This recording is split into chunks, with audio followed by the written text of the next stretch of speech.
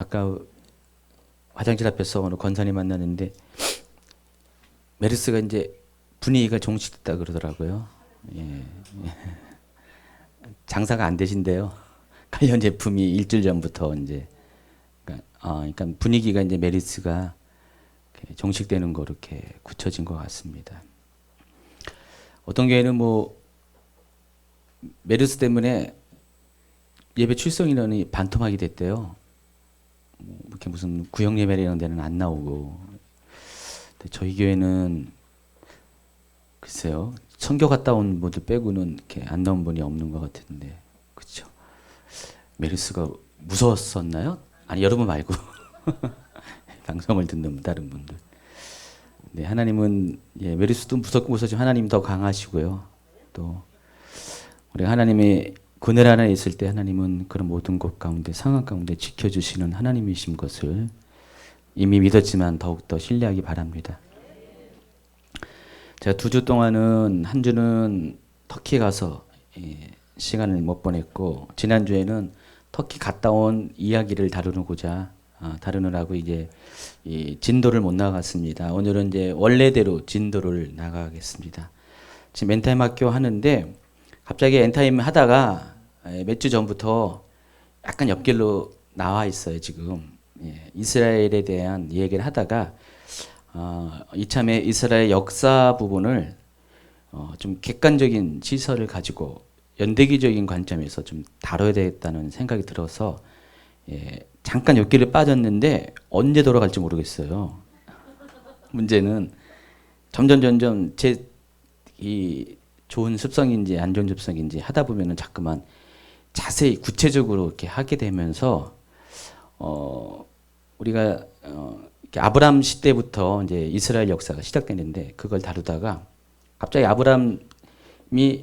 아브람의 후손들이 애굽에 들어가 가지고 얘기하다가 애굽에 잠깐 몇 주 갔다 왔잖아요. 그리고 애굽에 나왔더니 이제 또 시간이 길어지네요. 그래서 지난번에는 이 출애굽과 광야 시대에 대해서 첫 번째 이야기까지 다뤘습니다. 근데 오늘은 출애굽과 광야 시대 마지막 부분까지 다루고자 합니다. 원래는 글쎄요 뒤에 뭐 이렇게 가나안 시대까지 좀 얘기를 하려고 그랬었는데 강의를 준비하다 보니까 시간이 없으면 제가 강의가 길어지거든요. 준비할 시간이 적으면은 이번에도 이제 준비할 시간이 적다 보니까 강의가 길어졌어요. 그래서 그냥 오늘은 출애굽과 광야 시대 이 후편을 마지막으로 해서 오늘 정리를 해야 될 것 같습니다. 여러분 중에 어떤 분이 이렇게 생각할 거예요. 아니 무슨 성경 공부하는 거 아니냐 그런 생각이 들 거예요. 제가 이스라엘 역사를 다룬다고 말했는데 보니까 성경 공부잖아요. 그렇죠? 근데 그럴 수밖에 없는 게 이때 역사는 성경 외에는 없어요.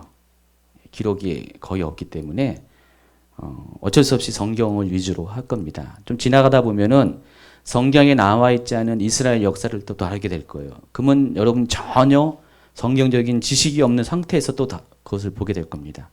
뭐 이렇듯 저렇듯 하다 보면은 이스라엘 역사가 성경에 기록된 역사도 있고 성경에 기록되지 아니하는 일반 역사 가운데 또 있는 역사도 있기 때문에 그것들 다 다루다 보면은 여러분이 좀 뭔가 좀 이렇게 시야가 좀 넓어질 것이고요. 균형이 좀 생길 것입니다.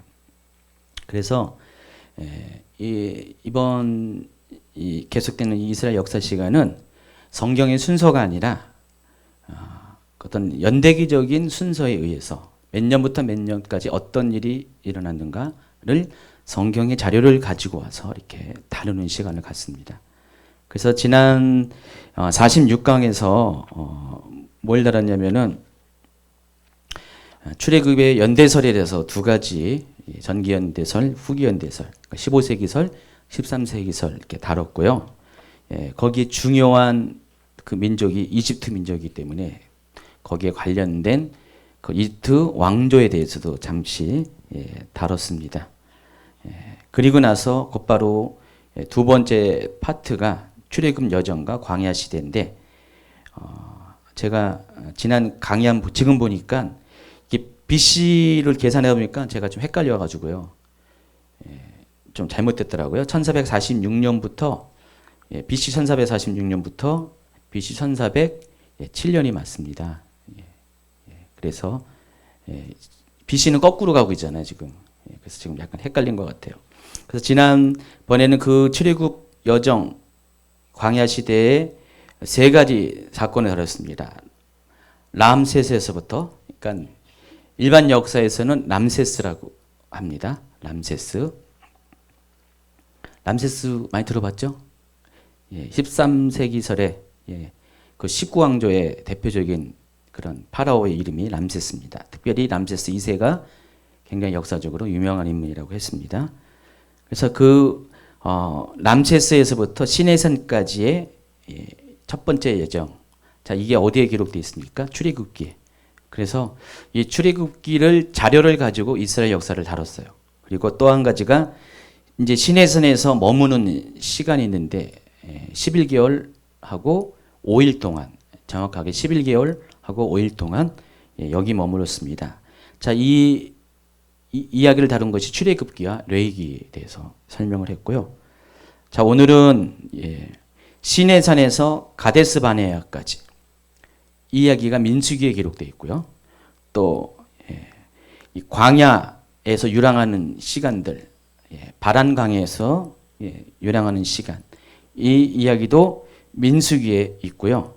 또 가데스 바네아에서 모압 평지까지, 여기도 민수기와 신명기에 기록된 이야기를 이 세 파트를 오늘 다루도록 하겠습니다. 여러분 교재를 보면은 오늘은 세 번째 시내산에서 가데스 바네아까지. 제가 지금 성경의 이야기를 가지고 이야기하지만은 실은 성경의 이야기인 동시에 이스라엘의 역사입니다. 지금 이스라엘 역사를 얘기하고 있는 거예요, 여러분. 항상 이렇게 번지수 제대로 잡아놓으시고 보면 성경 공부하는 것 같은데 이제 이스라엘 역사를 제가 얘기하고 있다는 것들을 염두에 두고 듣기 바랍니다. 시내산에서 가데스 바네아까지 가든 가정 가운데 이스라엘 역사에 어떤 중요한 사건들이 있었는가를 설명할 겁니다. 그때가 대략 BC 1445년경입니다. 지금으로부터 몇 년 전이요? 500년 전에 3500년 전에 일어난 사건입니다. 이스라엘 백성이 시내산에서 11개월하고 5일간의 체류를 마쳤습니다. 그리고 마침내 가나안 땅을 향해서 북쪽으로 나아가게 됩니다. 지도상에 보면은 시내산이 이걸 무슨 시나이 반도라고 하는데 이 시나이 반도의 맨 남쪽에서부터 출발해서 시내산이 거기 있습니다.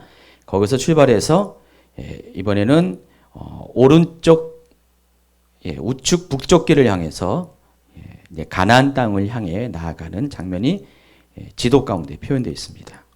자, 이때가 BC 1445년 2월 20일 경입니다.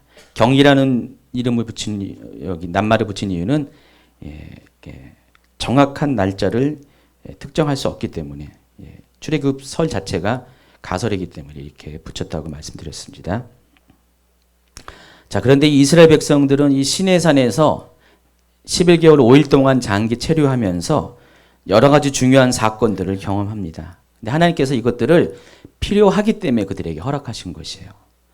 시내산에서 11개월 5일이라는 것은 짧은 기간이 아니에요. 굉장히 오랜 기간인데 나중에 민수기 33장에 보면은요, 이스라엘이 출애굽 40년 동안에 38번에 걸쳐서 장소를 옮겨 다닙니다.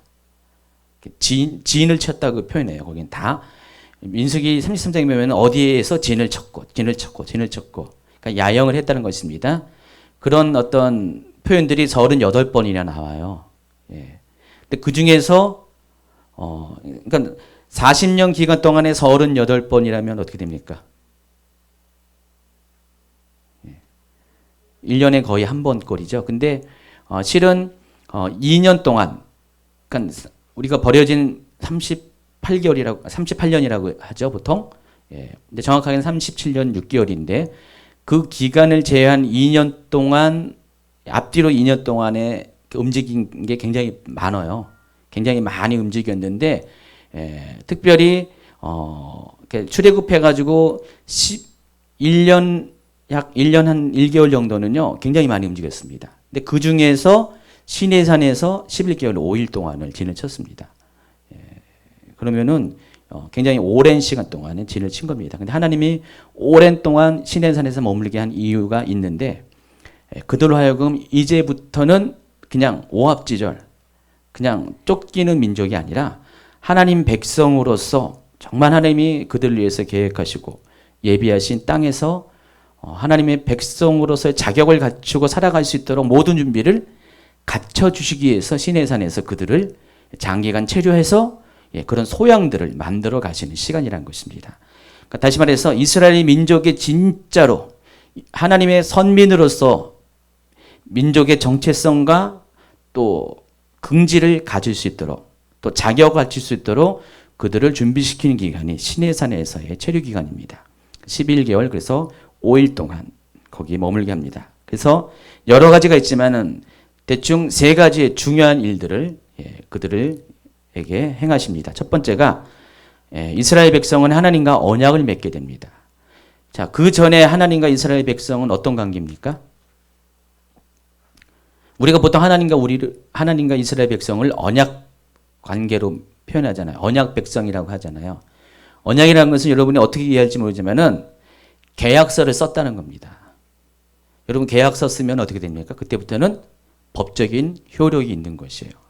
그러니까 법적인 효력이 있다는 것은 하나님도 그 계약서에 묶인다는 것입니다.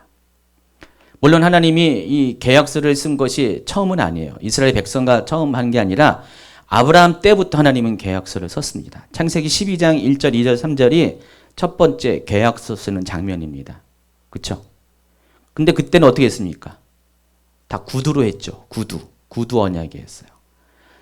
아브라함을 5번 하나님이 만나시면서 하나님은 뭐 횃불 언약도 있고 중간에 창세기 15장에 또 이삭을 하나님께서 드리라고 했을 때 이삭을 통해서 그 번제를 드림으로 인해서 언약을 맺는 장면도 있습니다. 그러나 다 그 모든 것들은 구두로 한 언약들이었는데 이때가 되면은 이스라엘 백성과 이제는 개인과의 맺는 언약이 아니기 때문에 공동체와 맺는 언약이기 때문에 우리도 개인끼리는 솔직히 구두 언약이 통용할 때가 많이 있잖아요. 그러나 단체가 되면 그때는 분위기가 달라져요. 그래서 그때부터는 하나님이 진짜로 계약서를 씁니다. 계약서를 써요. 그 계약서가 뭔 것 같아요? 돌에다가 계약서 쓰죠. 십계명입니다. 그래서 하나님도 이 계약서에 본인 스스로를 구속시키는 거예요. 신이 신인데 주권자임에도 불구하고 하나님도 그 계약서에 꼼짝할 수 없도록 자신을 맺는 일을 하십니다. 그게 시내산에서 하신 첫 번째 일입니다. 그래서 확실하게 이제는 이스라엘 백성이 대충 하나님을 따라가는 것이 아니라 계약서대로 따라갈 수 있도록. 그러니까 계약서대로 따라가지 않으면 어떻게 됩니까? 계약 준수가 안 되니까 징벌을 받고, 계약대로 하면은 하나님이 이스라엘 백성인 계약을 잘 지켰으니까 그 계약서대로 말씀하신 그대로 그들에게 복을 주시고, 그게 이제 첫 번째 하신 일입니다. 그래서 그 내용은 이렇습니다. 한번 읽어보세요. 그들이 만일 하나님 말씀을 잘 듣고 순종하면 전제가 있습니다. 계약서니까 결과 어떻게 됩니까? 하나님은 그들로 하여금 모든 민족 중에서 하나님 소유가 되고 제사장 나라가 되며 거룩한 백성이 되게 하시겠다는 그 내용. 이게 출애굽기에 있죠. 이것을 계약서로 쓰셨다는 것이에요. 그래서 어제 최은희 목사님이 그 중보기도학교에서 이야기했을 때 우리가 기도할 때 중보기도의 전략 중에 하나 뭐라고 했습니까? 말씀으로 하라고 그랬어요. 중보기도의 전략 중에서 8번째 그걸 얘기하면서 이 말씀을 가지고 중보기도하는 이유가 뭐냐면은 이거예요. 하나님 대충 뭐 하나님 이렇게 해주세요 이렇게 한 게 아니라 하나님 이렇게 말씀하지 않았습니까? 하나님 앞에 하나님이 말씀하신 그걸 가지고 기도를 하면 하나님이 꼼짝 못한다는 것입니다. 우리 딸아이가 둘 있는 거 아시죠? 근데 이 둘째 아이가 어릴 때 종종 여러분 자녀 중에 그런 애 있죠. 엄마 이렇게 말하지 않았냐고. 그 따진 애가 있잖아요. 그럼 어떻게 됩니까? 예, 들어줄 수밖에 없어요. 그쵸? 채영이가 옛날에 많이 따진 것 같은데, 엄마한테. 예, 예. 관심이 없어요? 아직 비몽사몽인가 본데. 갔다 온 이후로, 예, 아닌 것 같은데 계속, 예, 비몽사몽인 것 같아요. 예, 우리 둘째가 그런 적이 많았었어요. 그러면 제가 옆에서 보면 엄마가 꼼짝 못 해요. 말이 사실이니까. 예, 하나님 앞에 기도할 때, 중보 기도할 때, 그렇게 하라는 것입니다. 혹시 그렇게 기도하신 분 계세요? 예, 많이 계세요? 누구한테 배웠어요? 아니, 저한테 배운 게 아니라 모세가 그랬잖아요. 예. 모세가 보면은 계속해서 하나님한테 그렇게 막 따지잖아요. 하나님이 이렇게 하시지 않았습니까? 근데 하나님이 이제 와서 이 백성을 치시면은 멸하시면 어떻게 됩니까? 이 옆에 있는 민족들이 보면 하나님을 어떻게 볼 겁니까? 하면서 계속해서 따지는 장면은 못 봤어요? 예, 많이 봤어요. 모세는 진짜 잘 따져요, 그런 거. 하나님이 제가 이제 이거 쭉 보니까 적어도 한 서너 번 이상은 한 네 번 정도는 하나님이 화가 나셔가지고 이스라엘 백성을 막 멸하시려고 막 해요. 그럴 때마다 모세가 하는 것이 바로 이 따지는 거예요. 언약 가지고, 말씀 가지고. 하나님 이렇게 했는데 이제 와서 그러면 하나님이 꼼짝 못하고 민족을 멸하려는 계획을 취소하고 부분적으로 징계를 주시는 선에서 마무리하는 장면들이 여기 많이 남아 있습니다. 그래서 하나님이 이제 첫 번째 하는 것이 이 언약을 맺게 하는 거예요. 그러면 이 법에 매여 있기 때문에 사람은 계약서를 쓰면은 잘 할 수밖에 없어요. 누구를 위한 것 같아요? 하나님을 위한 것이 아니라 이스라엘 백성을 위해서 이 일을 행하셨다는 것입니다. 그래서 하나님은 이스라엘 역사 가운데 하나님이 이렇게 이스라엘 백성들을 만나 주셨고요. 이렇게 인도하셨습니다. 특별한 겁니다. 이스라엘만 그 많은 민족 중에 종족 중에서 특별히 하나님과 이런 언약을 맺은 유일한, 물론 예수 그리스도 안에서 우리 모두가 동일한 그런 우리가 언약을 맺고 있지만은 그때만 해도 이와 같이 하나님이 친히 나서셔가지고 사람과 언약을 맺은 케이스는 이스라엘 민족밖에 없다는 것입니다. 이것이 이렇게 중요한 이유는 이들이 앞으로 가나안 땅에 들어가서 그 이후로 해야 될 하나님의 그런 뜻을 이루기 위한, 하나님의 계획을 이루기 위한 것들이 너무나 아주 공격도 많고 중요한 것이기 때문에 이렇게 먼저 언약 백성으로서 그들과 하나님과 계약을 맺게 됩니다. 두 번째가 이 언약을 맺었으면 아까 했지만 말로만 하는 것이 아니라 이제는 구체적인 그런 언약의 조항들이 있어야 됩니다. 계약 조건들이 있어야 됩니다. 그것이 율법을 수요하는 것입니다. 그래서 모세는 3번에 걸쳐서 시내산에 올라갑니다. 여기 가로에 있는 것처럼 오늘날 예배무사라는 산에 해당하는 곳으로 추정하는데 자그마치 높이가 2280m예요. 케이블카 타고 올라가는 것도 아니고 2280m를 3번씩이나 올라갔습니다. 올라가면서 거기서 어떻게 됩니까? 십계명을 받고요. 제일 중요한 십계명을 받고 또 여러 가지 하부적인 그런 법규들을 받습니다. 여러분 이제 우리 법 체제를 보면 헌법이 있고 헌법이 모든 법의 법이잖아요. 기본법이죠. 헌법 밑에 각각의 상황에 맞춰서 그런 구체적인 법들이 있잖아요. 민법, 형법, 소송법, 상법, 가정, 이런 것. 여기 법대 출신이 있네요. 예, 죄송합니다. 예, 법대상 앞에서 또 뭔 법이 있어요? 한 수십 개의 법이 있습니다. 근데 모든 법은 아무리 법의 내용이 어떻든 간에 헌법의 기준이 안 맞으면은 그 법은 효력을 발생할 수가 없습니다. 그래서 이 십계명은 헌법과 같은 거죠. 그래서 모든 법의 법입니다. 그래서 이걸 기준으로 이 법 정신을 이 십계명 정신을 가지고 다른 법 조항들이 나와요. 그래서 모세오경 토라에는 모두 613가지의 이런 법규들이 나옵니다. 율법들이 나오는데 이것은 십계명의 정신에 의해서 하나님이 구체적인 상황 가운데 이렇게 해라 저렇게 해라 알려주신 것입니다. 613가지 다 못 외우시죠? 저도 못 외웁니다. 근데 이스라엘 사람들은 성년이 되기 전까지 13살 되기 전까지 이걸 다 외우라고 합니다. 613가지를. 그래서 어린 시절에 이걸 다 외워요. 똘똘 외워요. 그래서 머릿속에 박혀 있어요. 이럴 때 이것은 하나님이 싫어하는 것이다. 이것 하나님이 원하는 것들이 그러니까 이스라엘 백성들이 일찌감치 법 공부를 한 거예요. 다 기본적으로 법대를 나온 법 초등 법대가 아니라 법초 법을 다루는 초등학교를 이미 다 나온 거예요. 졸업을 한 거예요. 그래서 아무래도 우리보다 낫죠. 그래서 모세오경을 딸딸 외우니까. 그래서 어떤 체계 자체가 머리 구조 자체가 하나님의 그 마인드, 하나님의 뜻 이런 것들에 대해서 선이 딱 분명한 겁니다. 우리는 망설이는데 거기는 망설일 이유가 없어요. 정확하게 이미 몸에 배있기 때문에.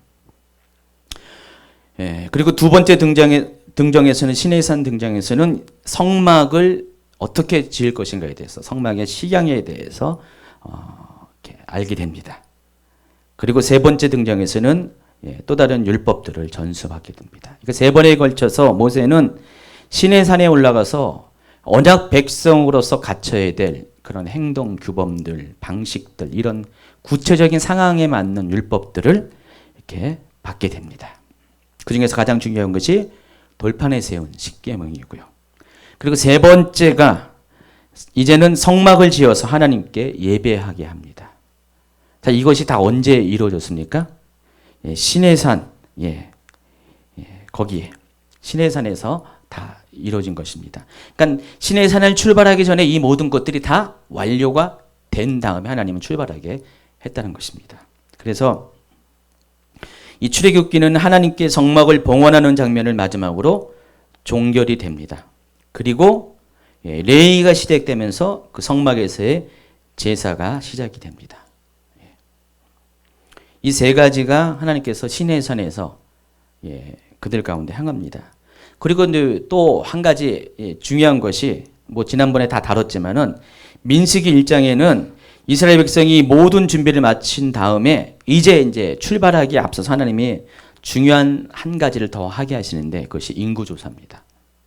인구조사, 인구 센서스, 오늘날에 인구 센서스를 합니다. 우리는 5년마다 하는데 이때는 하나님 마음 먹기에 따라서 합니다. 그래서 첫 번째 인구조사는 언제 있었냐? 날짜로 따진다면은 인구조사는 시내산 치료하는 마지막 달인 BC 1445년 2월 1일에 행해집니다. 물론 그것은 태양력 기준으로 2월 1일이 아니라 유대력 기준으로 2월 1일입니다. 유대는 뭐죠? 6월절이 1월 1일이 되죠. 그렇기 때문에 그걸 기준으로 합니다. 그럼 보통 어떻게 됩니까? 6월절이 3, 4월 정도 되니까 2월달이면 4, 5월 정도 되죠. 그때 인구조사를 하게 됩니다.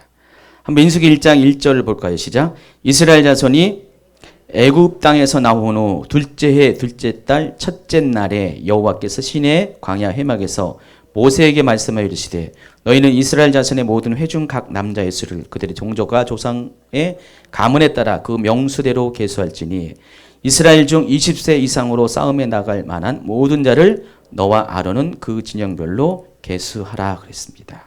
그러니까 인구조사의 목적이 분명히 나옵니다. 20세 이상으로 싸움에 나갈 만한 자. 자, 앞으로 이것을 보면은 이스라엘의 운명이 정해져 있습니다. 무슨 운명입니까?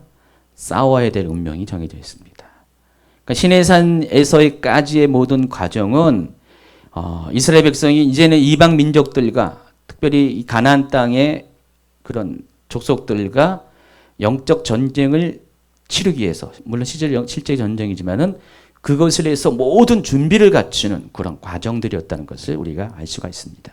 그리고 모든 과정이 준비 교육이 다 끝나니까 비로소 이제는 군대에 가갈 수 있는 사람, 싸울 수 있는 사람이 몇 명인가를 인구조사를 합니다. 그게 BC 1445년 2월 1일 날 행해집니다. 근데 이 민수기 순서는요. 민수기 순서에는 오히려 그 인구조사보다 앞선 그런 사건이 6월절을 행하는 건데 6월절 준수하는 건데 그것은 9장에 나와 있어요. 그리고 인구조사를 했다는 것은 1장 바로 첫 번째 나와 있어요. 그럼 민수기조차도 어떻게 해요, 여러분? 시간 순서로 쓰여진 게 아니라는 걸 알 수 있죠. 민수기에 있는 내용 자체도 시간 순서가 아닙니다. 민수기는 이제 1장부터 19장까지가 한 단락이고요. 20장부터 또 다른 단락이 시작됩니다. 예. 근데 그 19장과 20장 사이에는 38년의 갭이 있어요. 38년의 갭이 있는데 여기도 이렇게 순서가 좀 이렇게 바뀝니다. 그래서 민수기의 초점은 민수기라는 단어 그 책 이름 자체가 뭡니까? 백성의 수를 계수하다. 그러니까 인구조사에 초점을 맞추겠다는 것을 알 수가 있습니다. 히브리어로 민수기의 제목은 광야에서라는 것입니다. 그러니까 히브리 사람들의 원래 모세오경의 그 관점은 광야의 삶을 다룬 것이고요. 또 한글로서 번역한 거는 민수기라고 인구조사를 내용을 담고 있습니다. 그러면은 민수기의 주제는 뭐예요? 광야에서의 이스라엘 백성의 삶과 동시에 또 인구조사에 관한 이야기를 담고 있다는 것을 알 수가 있습니다. 그래서 인구조사를 합니다. 인구조사를 하고 인구조사를 끝난 다음에 20일 후가 지나자 583필이 넘어갔습니다. 이스라엘 백성이 드디어 시내산을 떠납니다. 10장 11절 12절 시작. 둘째 해 둘째 날 20날에 구름이 증거의 성막에서 떠오르매 이스라엘 자손이 시내 강야에서 출발하여 자기 길을 가더니 바란강에 구름이 머무니라 그랬습니다. 2월 20일 날 BC 1445년 2월 20일 날 드디어 가데스 바네아를 향해서 떠나게 됩니다. 넓게 잡으면은 가나안 땅을 향해서 떠나게 됩니다. 근데 이때부터 이스라엘 백성들에 대해서 군대라고 부르기 시작합니다. 물론 출애굽할 때 한번 그것을 언급을 하셨어요. 출애굽기에 보면은. 근데 민수기에 보면은 이렇게 그 지파를 이렇게 부릅니다. 한번 같이 읽어볼까요? 이와 같이 그들이 여호와께서 모세에게 명령하신 것을 따라 행진하기를 시작하였는데 선두로 유다 자손의 진영의 군기에 속한 자들이 그들의 진영별로 행진하였으니 유다 군대는 암미나답의 아들 나손이 이끌었고, 자, 그 전까지는 다 유다 지파 뭐 이런 식으로 했는데 드디어 이제 가나안 땅을 향해 나아갈 때부터는 하나님이 이들을 어떻게 봤다고요? 군대로 본 거예요. 그래서 제1군, 2군, 그러니까 지파별로 이렇게 부대를 정한 거예요. 그래서 유다 군대, 유다 부대. 그러니까 유다 사단, 사단 병력 최소한 더 됐겠죠. 군단까지는 안 됐겠지만은 여러분 뭐 사단이 몇 명인지도 모르고 군단이 몇 명인지 여자분들은 모르는데 사단은 약 한 15,000명 정도 되고요. 군단은 한 10만 명 가량 됩니다. 뭐 작을 수도 있는데 자주간 그 중간 정도의 지파들이 보통 몇만 명에서 10만 명 그 사이에 이렇게 돼 있으니까 그때부터 군대로 호칭합니다. 그러니까 교육이 다 끝나니까 이제 시내산은 뭐예요? 신병 훈련소와 똑같은 거예요. 신병 훈련소에서 교육이 다 끝났어요. 그리고 이제 계급장까지 다 달아져요. 그리고 이제 정식으로 군의를 인정한 것이 이제 하나님과 언약을 맺는 거고요. 거기서 이제 모든 거 다 한 다음에 하나님이 이제 정식으로 너희는 이제 군대다. 군대다. 무슨 목적으로 한 가나안 땅을 점령하기 위한 하나님 나라의 군대의 일원으로 인정을 하고 그들을 이제 파송시키는 장면이 BC 1445년 2월 20일 경에 있었다는 것입니다. 근데 시내산에서 가데스 바네아까지는 그렇게 먼 곳이 아니었어요. 우리가 이미 지난 시간에 한 것처럼 람셋에서 시내산까지 2달 정도 걸렸습니다. 그러니까 백성의 걸음으로 진을 치고 움직이면서 계속 여러 가지 사건을 겪으면서 걸어온 시간이 2달 정도 됐어요. 그러면은 이 가데스 바네아는 그거보다 길이가 좀 직선거리 더 짧은 거리거든요. 그러니까 2달 안 되는 시간에 도달할 수가 있다는 것입니다. 그래서 하나님의 원래 계획은 2년이었어요. 2년 동안 이스라엘 백성을 모든 훈련을 준비시키고 경험을 다 하게 한 다음에 가나안 땅에 완전히 들어가게 하는 것이 하나님의 계획이었어요. 그 과정 중에 지금 여기까지는 잘 진행되고 있습니다. 근데 문제가 생겼습니다. 이 시내산에서부터 이 가데스 바네아까지 가는 이 과정은요, 한마디로 말하면은 원망, 불평, 불신의 그런 과정이었다는 것을 알 수가 있습니다. 계속해서 제가 이제 이 진을 친 지명들을 소개할 겁니다. 근데 재밌는 건요, 이 이름들이 전부 다 하나님과의 그런 갈등의 관계 속에서 이런 이름들이 생겨났다는 것입니다. 그래서 여러분 상식적으로요. 이제 군대까지 다 졸업해가지고 여기 신병훈련소 졸업해가지고 이제는 완전히 계급장까지 따라가지고 이제는 뭔가 할 수 있는 것처럼 딱 나갔잖아요. 그때부터 진짜 군대 생활이 시작돼요. 여러분 이제 군대에 갔다 오신 남자분들이 이해하잖아요. 맨 처음에 이제 군대 가면 신병훈련소 가면은요 한두 달이 있잖아요. 어렵죠 당연히 사회생활 하다가 군대 생활하면은 어려워요. 가지고 군대 생활 다 경험한 것처럼 아주 그냥 그렇게 얘기합니다. 그런데 자대 배치합니다. 그러면 신병 교육대가 아주 편했다는 것들을 그때 가서 깨닫게 됩니다. 군대 안 갔다 와서 모르죠. 예. 요즘 뭐 TV에서 보니까 군대도 여자들도 가는데 한번 갔다 와보세요. 예. 자대 배치 받으면 그때부터 진짜 군대 생활이에요. 그래도 뭐 훈련소에서는 똑같은 입장에서 훈련을 받다가 딱 가면 이제 막내예요. 저도 이제 군대를 어디서 했냐면은 인제 가면 언제 오냐 원통에서 못 살겠네 거기서 했습니다. 네, 벌써 군대 제대한 지가 28년이 됐습니다. 꽤 됐죠. 예.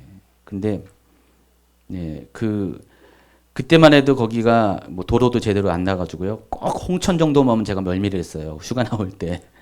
그랬는데 저는 이제 철책 속에 있었어요. 근데 뭐 어려운 보직은 아니었어요. 제가 지금 그도 좀 쉬운 보직으로 갔는데 근데 저도 이제 자대 배치하면서 그때부터 고생 바가지를 시작했습니다. 적어도 한 10개월 정도는 진짜 고생 많이 했어요. 그다음부터는 좀 이제 상병 달아서 좀 괜찮아졌는데 그때 경험을 보면은 이스라엘 백성이 이해가 좀 가요. 진짜 이제 자대 딱 배치될 때부터는 저는 생각하지 못했던 것들이 막 오는 거예요. 처음에 그때가 한 4월 한 초순에 논산에 있다 거기 갔는데 논산은 봄이었어요. 한참 봄이냐 있는데 거기에는 아직도 겨울이더라고요. 근데 딱 자대 배치를 왜 갑자기 군대 얘기를 하죠. 옆길로 빠져도 이해하시기 바랍니다.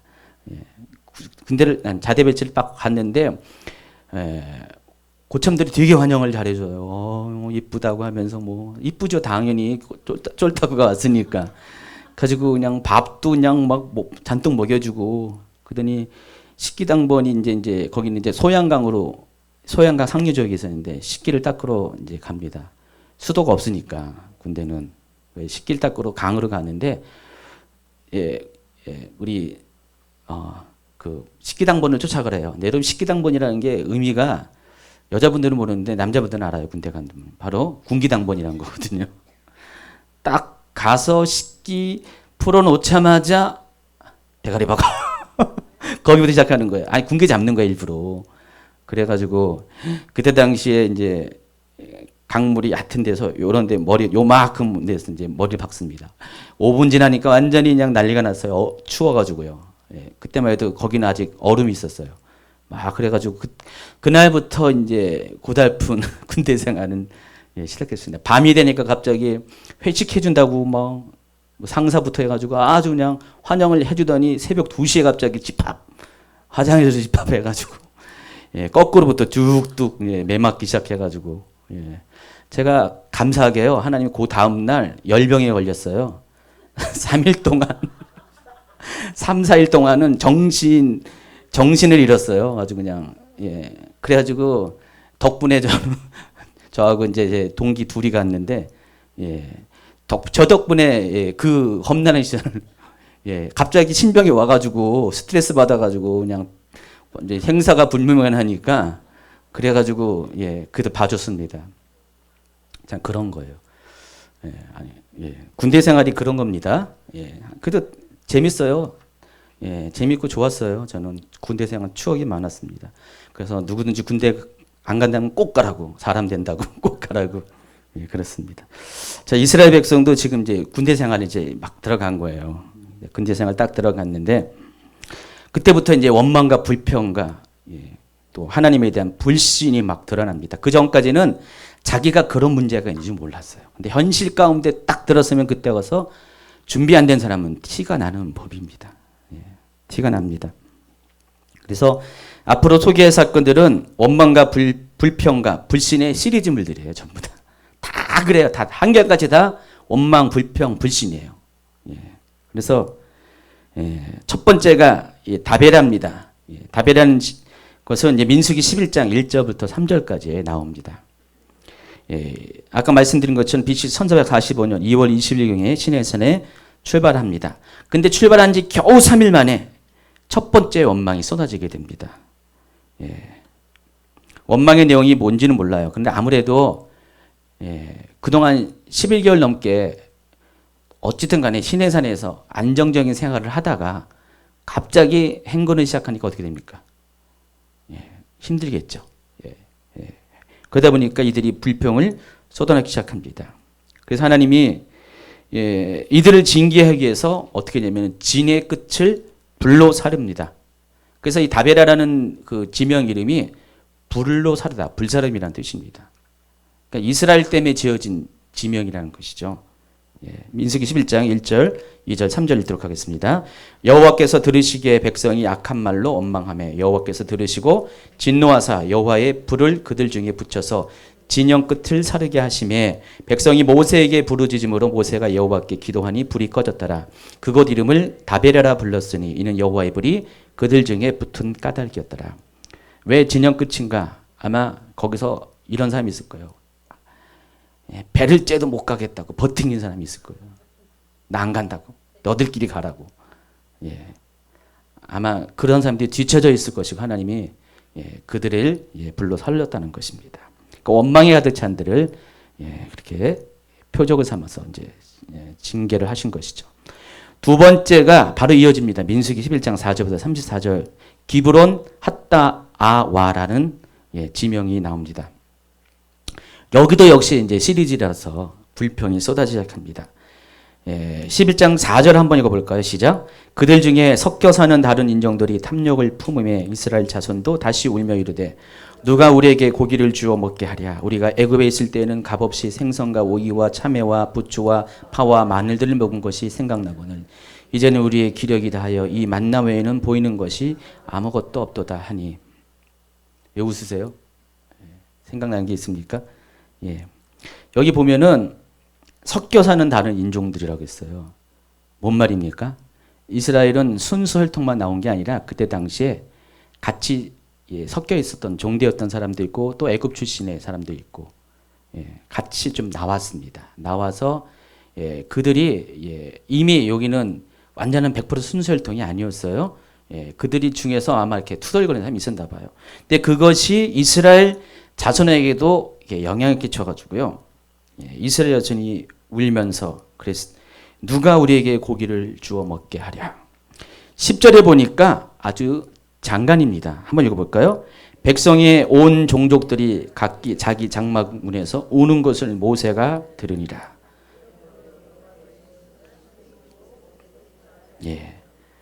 그러니까 저희 집에 개가 있는데요. 이 개들이요. 개 얘기 하지 말아요. 그럼 강아지 얘기할게요. 강아지 얘기하면 되죠. 이 강아지들이 하여간 의사 표현이 확실합니다. 배고프면은 뭐 합니까? 밥그릇을 긁어요.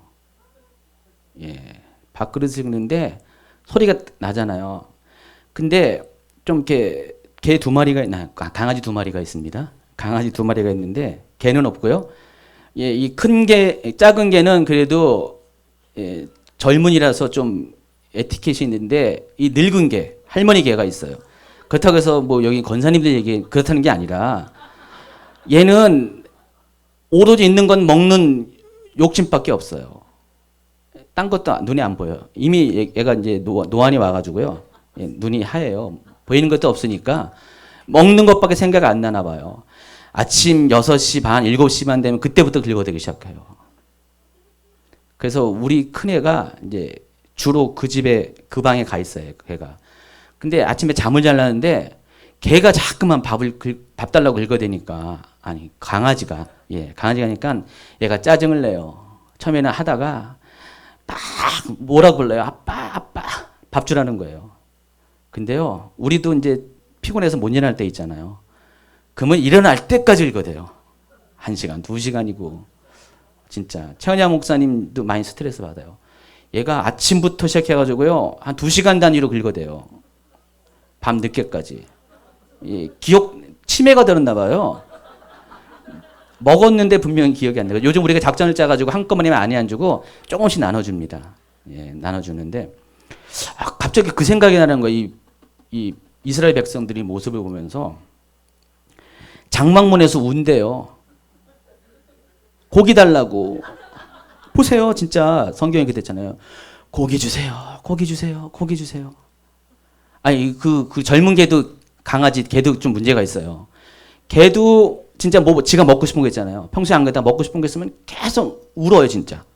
굶는 정도가 아니라 막 울어요. 끙끙 하면서 막 울어요. 그럼 우리가 버티다가 짜증이 나죠.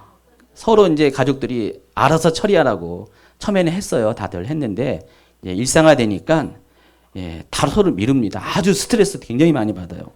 여기 보니까 모세도 스트레스 받았다는 게 나와 있어요. 보세요. 한번 보세요. 11장 11절 시작. 모세가 여호와께 여쭤오되 어찌하여 주께서 종을 괴롭게 하시나이까? 어찌하여 내게 주의 목전에서 은혜를 잊게 하시고 이 모든 백성을 내게 맡기사 내가 그 짐을 지게 하시나이까? 이 모든 백성을 내가 배웠나이까? 내가 그들을 낳았나이까? 어찌 주께서 내게 양육하는 아버지가 젖먹는 아이를 품듯 그들을 품에 품고 주께서 그들의 열조에게 맹세하신 땅으로 가라 하시나이까?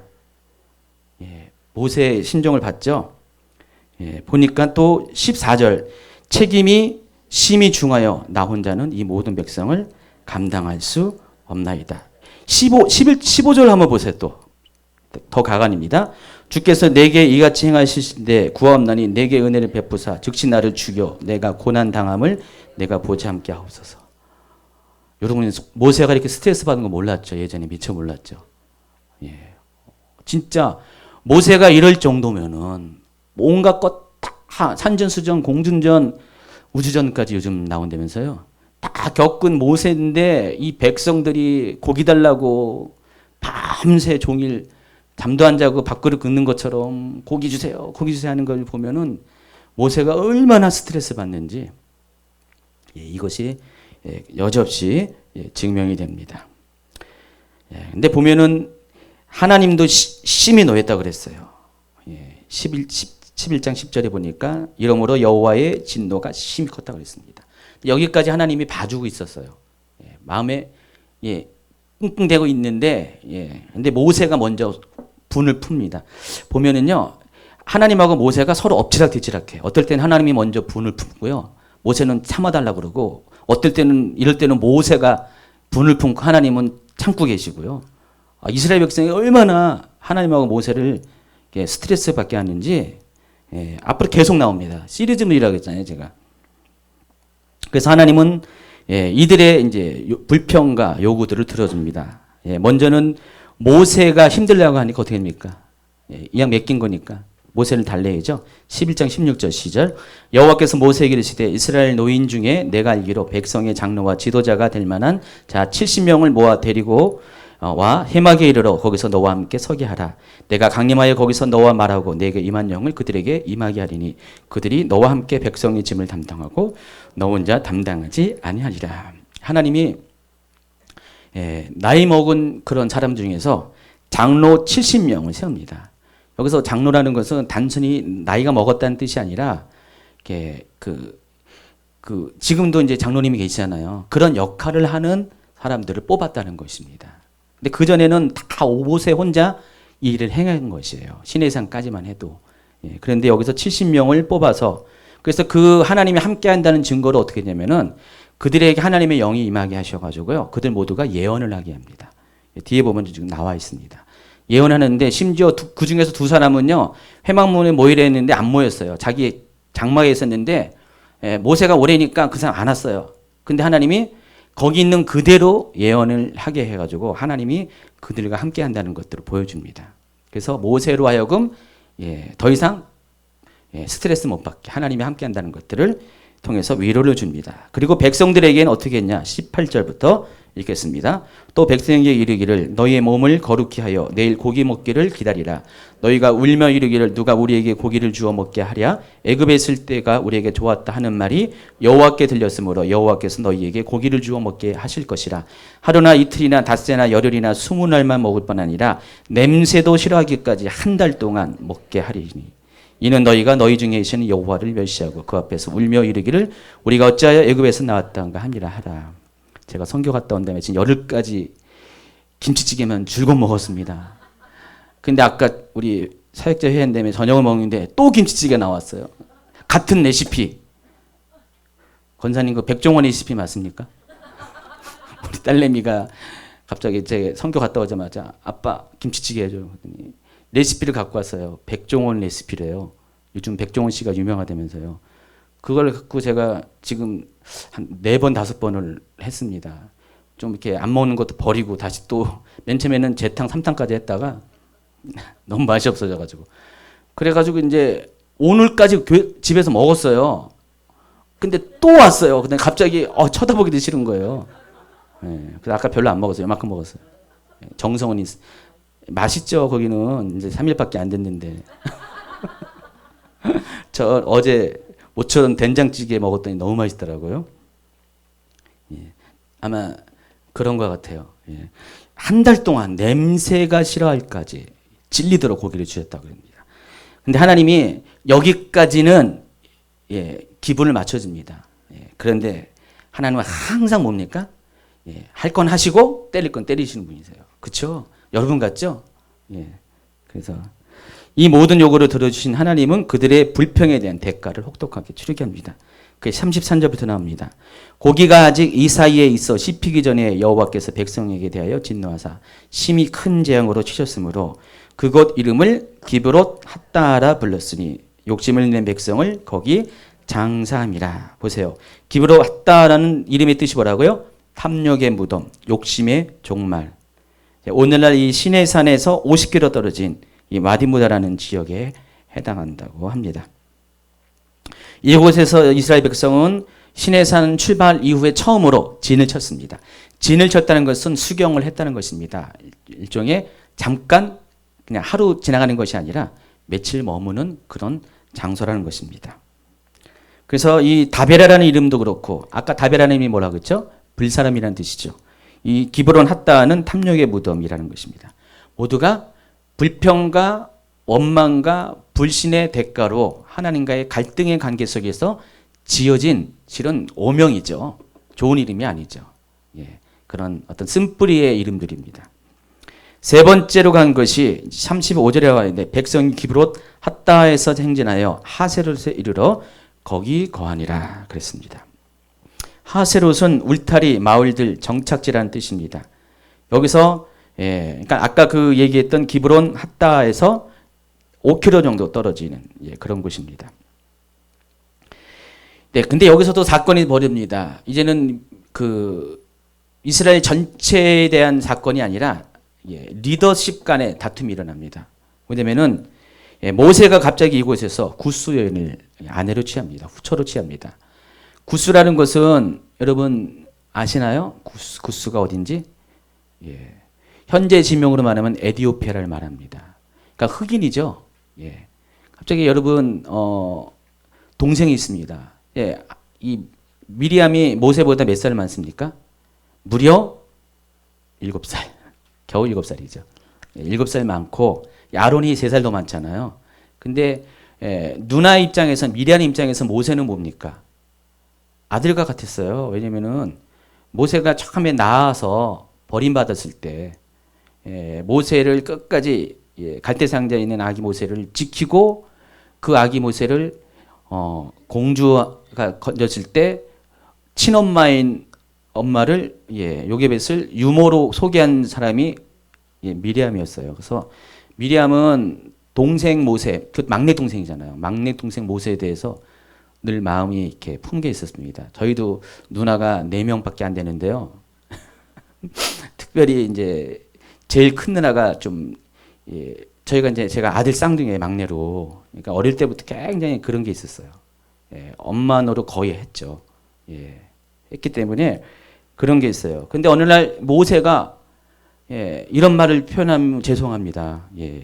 근데 그 상황을 리얼하게 표현하기 위해서는 그 미리암 입장에서는 갑자기 무슨 둥이랑 결혼을 한 거예요. 모세가 기가 막힌 거예요. 아니 그동안 자지간 모세의 리더십을 보조해주고 잘 했는데 갑자기 그런 사람만 결혼하니까 미리암이 화가 난 거예요.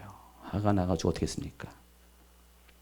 너만 선지자냐 하면서 모세의 권위에 대항합니다. 한마디로 이해할 수 없다는 거죠. 그러니까 모세의 결점으로 본 거예요. 그리고 가족 간의 개인적인 그런 특히 손 위에 있는 누나로서 엄마와 같은 누나로서 그런 것이기 때문에 이 일로 인해서 아론과 같이 모세를 비방합니다. 이 일의 결과 문둥병에 미리암이 걸리게 되고요.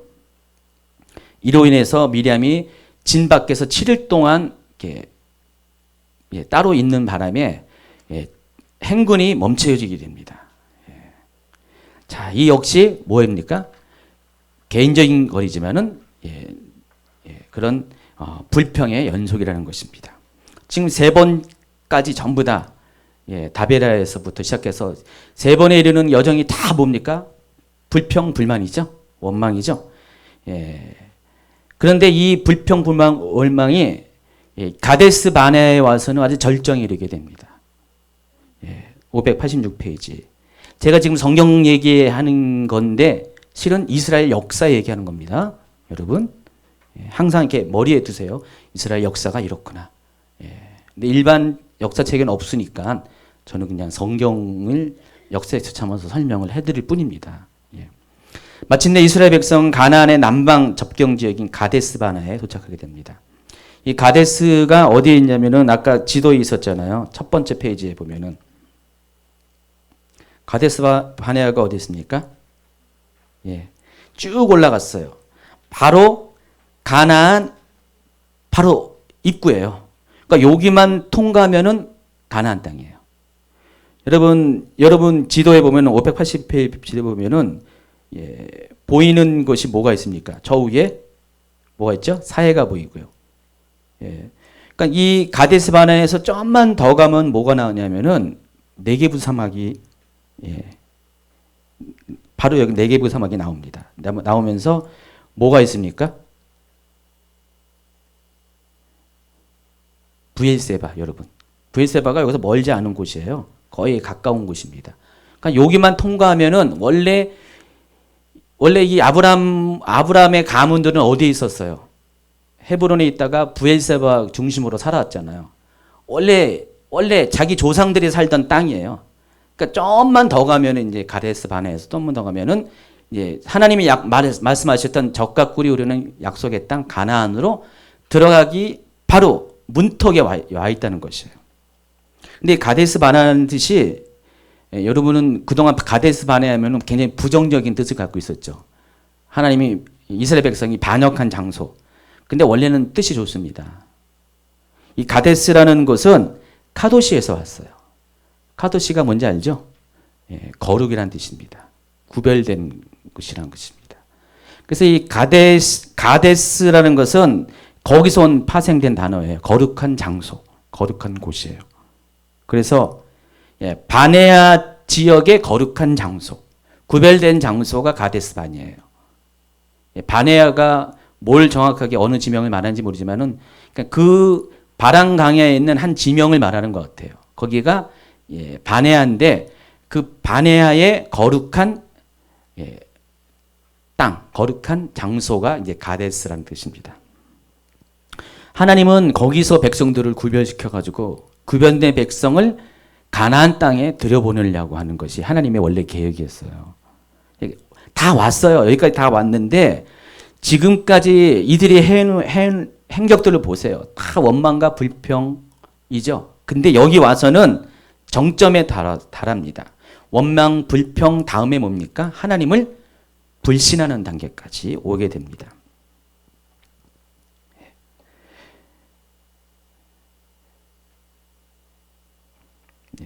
1번은 여러분 읽어보고요. 동그라미 2번을 보면은 이 가데스에서 브엘세바까지는 약 80km라고 그랬죠. 80km면 이틀 거리죠. 가나안과 아주 가까운 거리에 있습니다. 가나안 땅으로 들어가는 길목이 있습니다. 여기는 모두 4개의 오아시스가 있어요. 오아시스 이름을 제가 적으려다가 안 적었어요. 뭐 의미가 없을 것 같아요, 여러분. 아무리 역사라도. 그래서 지금은 여기에 이제 4개의 오아시스가 있어가지고 이스라엘 백성들이 여기서 언제나 이 민수기의 여정을 보면은 항상 모였다 흩어지는 장소가 여기였어요. 가데스가. 그래서 이스라엘 백성의 입장에 보면 베이스 캠프와 같은 곳이에요. 가나안 땅 들어가기에 앞서서 베이스 캠프예요. 나중에 이들이 38년의 방랑 기간을 다 끝나고 다시 모인 것도 가데스 바네아입니다. 가데스 바네아는 왜 그럴까요? 예, 물이 있는 곳이었기 때문에 대규모의 수백만의 이스라엘 인구가 이스라엘 사람들이 자주가 한동안 머물 수 있는 그런 여긴 네게부 사막의 척박한 곳이기 때문에 거기서 아주 가장 최소의 적합지가 가데스 바네아라는 것입니다. 여기서 모세는 12명의 정탐꾼을 뽑아서 40일 동안 땅을 두루 탐지하고 돌아오게 합니다. 자, 보세요. 13장 26절에 보고서가 올라와 있습니다. 읽어볼까요? 바란강야 가데스에 이르러 모세와 아론과 이스라엘 자손의 온 회중에게 나아가 그들에게 보고하여 그 땅의 과일들을 보이고 모세에게 말하여 이르되 당신이 우리를 보낸 땅에 간즉 과연 그 땅에 젖과 꿀이 흐르는데 이것은 그 땅의 과일이니이다.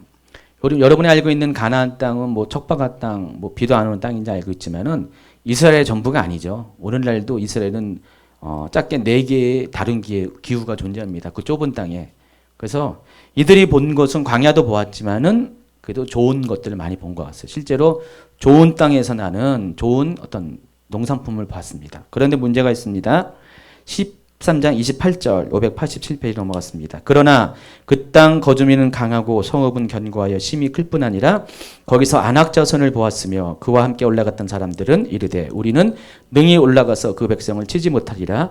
그들은 우리보다 강하니라 하고 이스라엘 자손 앞에서 그 정탐한 땅을 악평하여 이르되 우리가 두루 다니며 정탐한 땅은 그 거주민을 삼키는 땅이요 거기서 본 모든 백성은 신장이 장대한 자들이며 거기서 네피림 후손의 아낙 자손의 거인들을 보았나니 우리는 스스로 보기에도 메뚜기 같으니 그들이 보기에도 그와 같았을 것이니라. 실제로 이제 뭐 거짓 보고를 하는 것이 아니라 실제 보고를 하고 있습니다.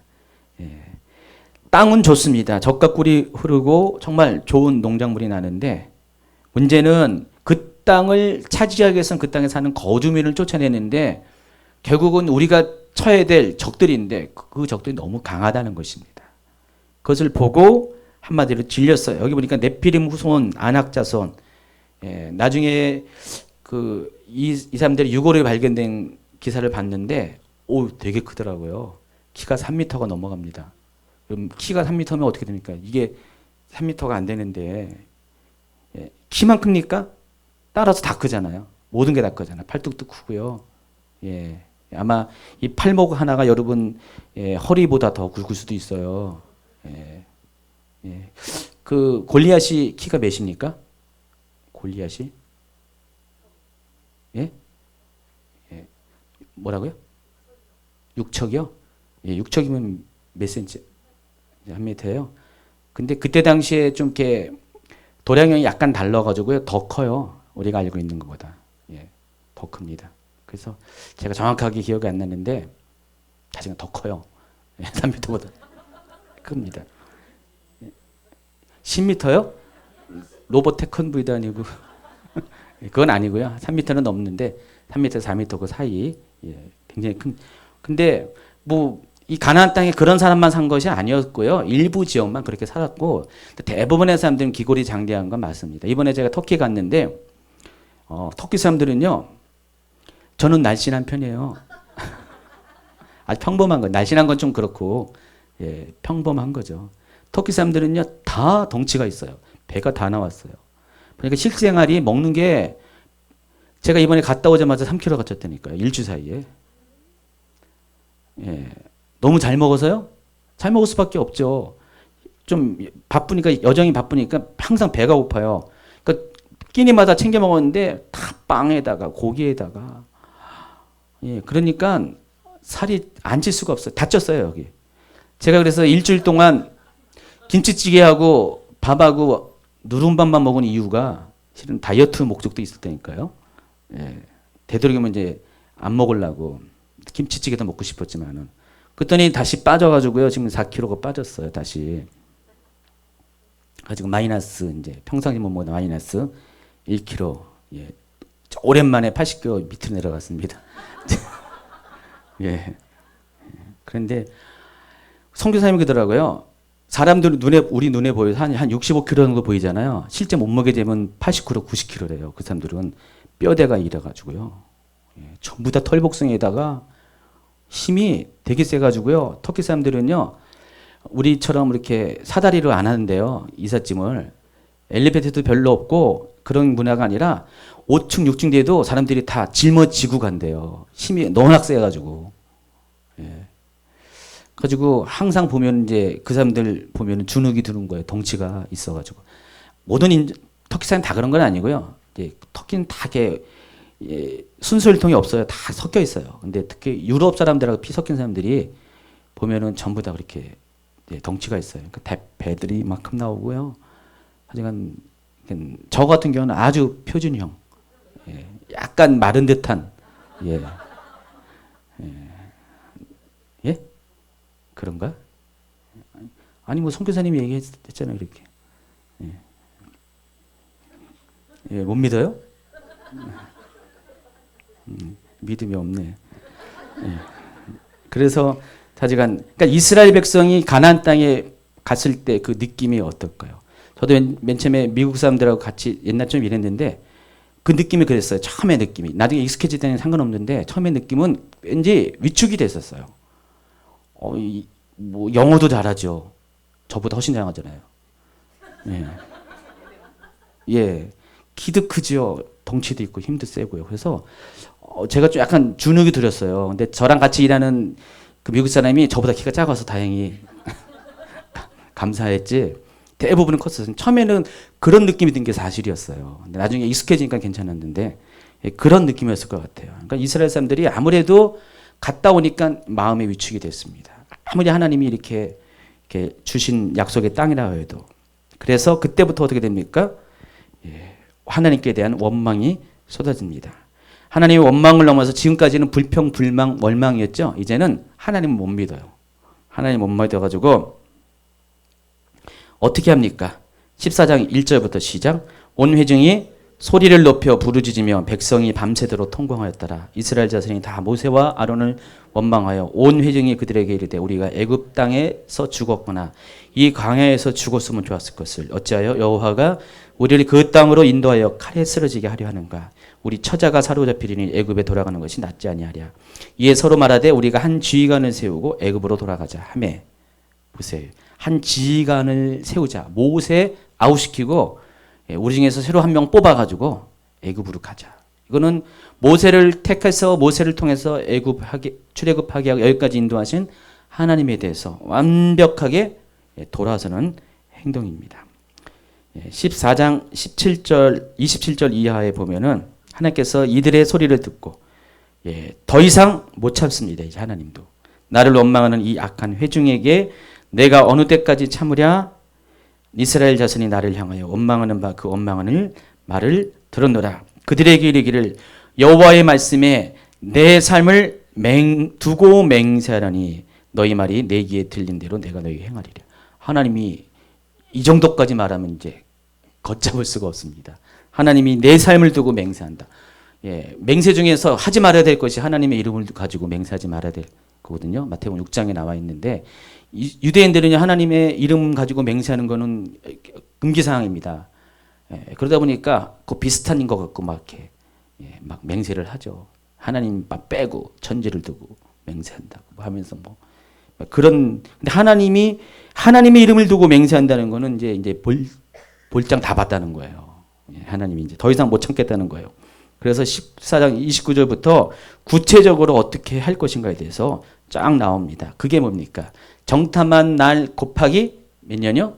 1년에 해당하는 날을 광야에서 방랑하게 할 것이다. 40일 동안 했으니까 40년을 그렇게 할 것이다. 약속을 합니다. 588페이지. 그래서 결론이 뭡니까? 그렇게 돌고 돌다가 광야에서 그들 모두가 소멸되어 죽기까지 그게 40년이 걸릴 것이다.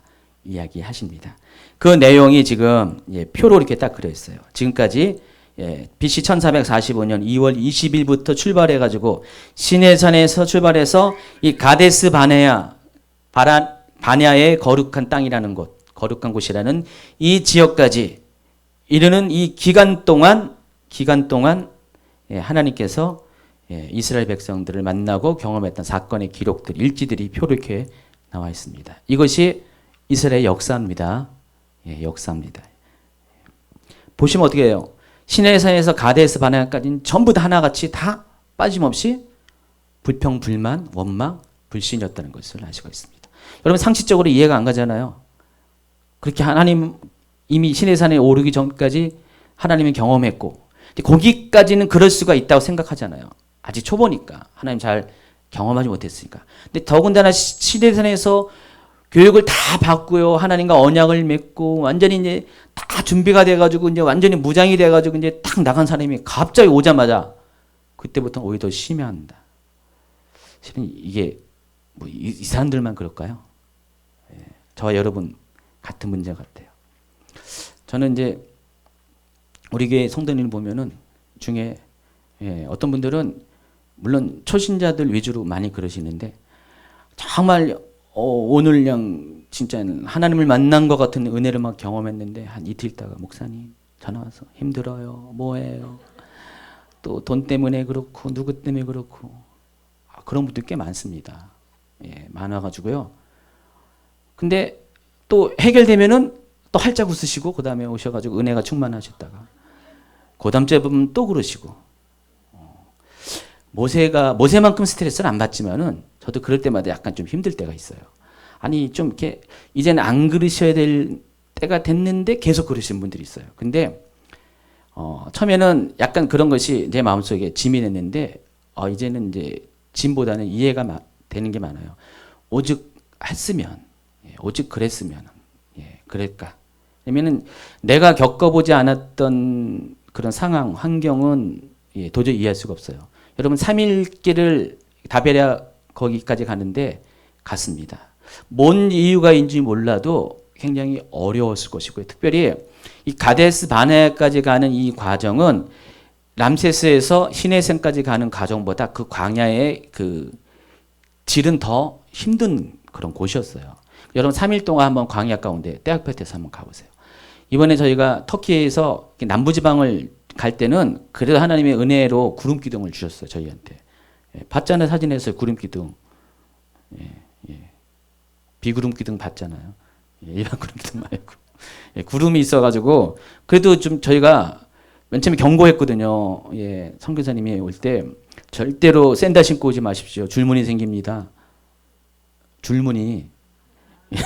샌들 가죽은 안 타고 그 빈 곳에 타가지고 줄무늬 생깁니다. 목에 뭐 어쩌고 겁을 엄청 줬거든요. 근데 갔더니 무슨 뭐 이 정도였었어요. 별로 이렇게 힘들지 않았었어요. 잠깐 근데 갑자기 이제 하나님이 주신 은혜인지 모르고 구름 기둥인지 모르고 폼 잡고 있다가 이스탄불 딱 갔더니 제가 그날 1시간에 이렇게 얼굴 탄 거예요. 이스탄불은 해가 쨍쨍해져 가지고요. 거기는 저쪽은 비는 우리를 피해서 다녔고요.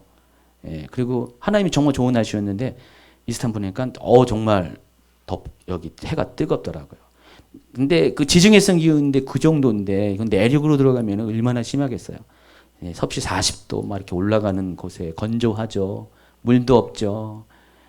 뭐 한두 명이 가는 것도 아니고 수백만의 사람들이 그냥 계속해서 밀려듯이 뭐 개인 행동도 할 수 없잖아요. 화장실 갔다 올게요 할 수도 없고 같이 화장실 갔다가 같이 떠나고 그래야 되는 상황인데 많이 힘들었어요.